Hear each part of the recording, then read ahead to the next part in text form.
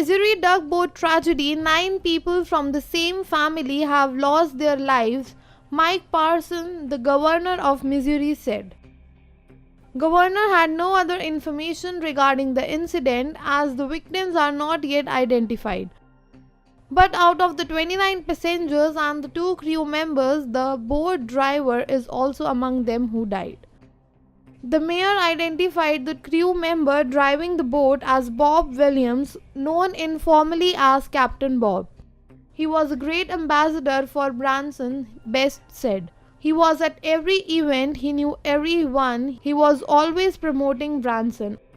Authorities had not publicly identified the dead but said they include a 1-year-old child. Next 9 World Newsroom report.